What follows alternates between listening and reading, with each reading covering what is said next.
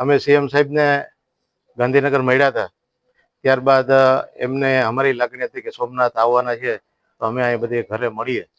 એટલે આજે અમે જિલ્લા કલેક્ટર ઉપાધ્યાય સાહેબ, એસપી જાડેજા સાહેબ અને ગામના આગેવાનશ્રીઓ બધી સાથે મળી અને અમારી માગણી અને લાગણી બંને મુખ્યમંત્રીશ્રીને રજૂઆતો કરી છે.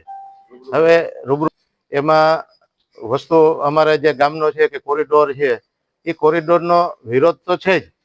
એમને સામે પાછું એક નવું આવ્યું કે જો સોમનાથ ટ્રસ્ટ છે એ બીજાને વૈકલ્પિક જગ્યા આપે છે અને દુકાનોની હરાજી કરે છે, તો અમારી તો બાપ દાદાની જમીનો છે, તો અમને વૈકલ્પિક જગ્યા કેમ નહીં?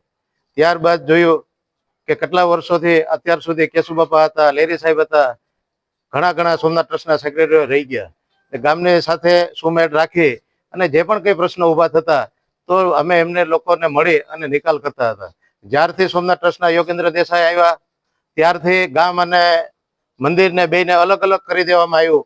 આજે ગામમાં આક્રોશ એટલો નીકળ્યો કે આજે 3 વર્ષથી ગામની હારે એક મિટિંગ કરી હોય, ગામના 5 આગેવાનોને એને બોલાવ્યા હોય તો કે આજે તંત્ર હારે સરકાર હારે એને ઘર્ષણ ઊભું કરી દીધું કે આજે એમને પોતાએ 3 વર્ષથી કોઈને મળતા નથી, જેથી કરીને એ પણ હવે સીએમ સાહેબને રજૂઆત કરી કે એમની જગ્યાએ વિકલ્પ આમનો વિચારવો જોઈએ. એ માણસ છે એ મંદિરમાં ન ચાલે, આ એક ધાર્મિક માણસ હોવો જોઈએ, એવો માણસની અહીંયા મંદિરમાં તમારે નિમણૂક કરવી જોઈએ. ત્યારબાદ ઘણી ચર્ચાઓ થઈ છે સીએમ સાહેબે અને એમને ખાતરી આપી છે કે ભાઈ અમે તમને સંતોષ થશે એવું કામ કરશો અને તમે જેટલી ઉતાવળથી વિચારો આટલું વિચારવાની જરૂર નથી.